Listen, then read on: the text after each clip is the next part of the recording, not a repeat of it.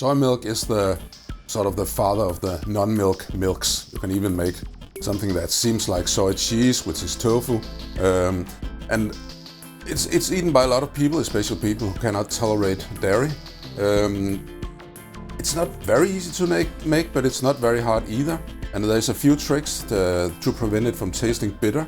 And I have spent a lot of time developing just the right recipe for my taste, and this is it.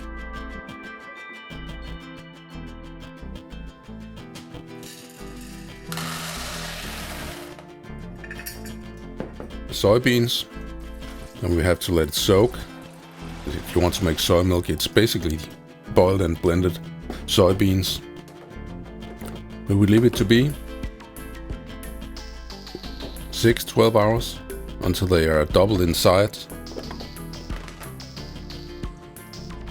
They have soaked a lot of water, about twice the size on each length.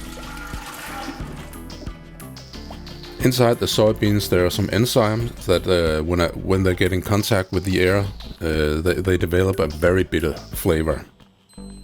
And we don't want that. If we heat it to about 82 degrees Celsius, and you can all the measurements here you can find in the written recipe, also the temperatures.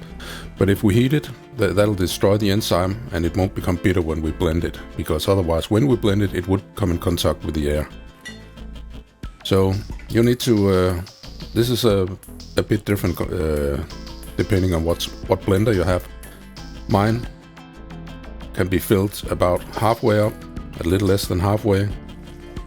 So this is two of these glasses. And then I start with 2 of these glasses of water. So 1-to-1 for blending. I think that's the way it worked best in my blender. And then I add 1 more glass of water, and I do it carefully because the blender is still on.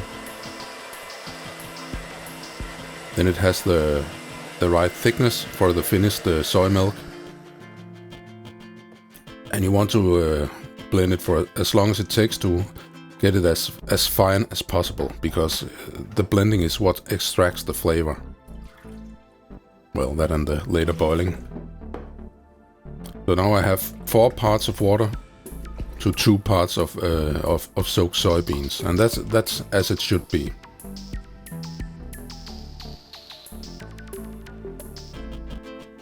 And then you end up with a mixture like this. And now you can see why I have such a large pot that I put it in, because when it starts boiling, it really grows. It's sort of like a volcano of soy milk. So a big, and I can say from experience, it's pretty difficult to clean. So a big pot, and we need to let it simmer for about 30 minutes.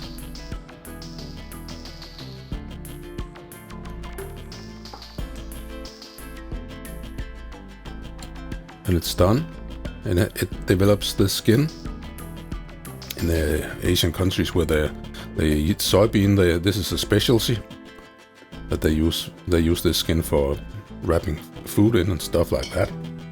I don't. So now we need to sieve it. The remaining grits of the beans is called okara, and that can be used for cooking too. There's no reason to throw it out. I use it for breakfast and muesli. You cannot. I use 2-3 layers of cheesecloth to strain it as finely as possible. Add a little bit at a time, let it drain, add a little more, so forth. And I have a rather large sieve, so I can do it all in one go. And this is the soy milk.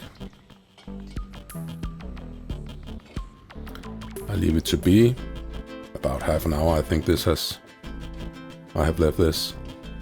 But there's still a lot of soy milk left. At this stage it's usually very hot, so unless you got hard-skinned fingers, you should probably do it like this with a wooden ladle. And then just turn over and squeeze. And this is the aforementioned okara. And you can use it in bread too, or mix it with mix it with force meat, or as a muesli. Then I add some salt and the sugar, and you really do need to do this, otherwise it'll taste like nothing you want to drink. Put it into your container, bottle or pitcher, and that's all there is to it. Now it's the finished soy milk. So enjoy however you like. And you can find the list of ingredients and the recipe on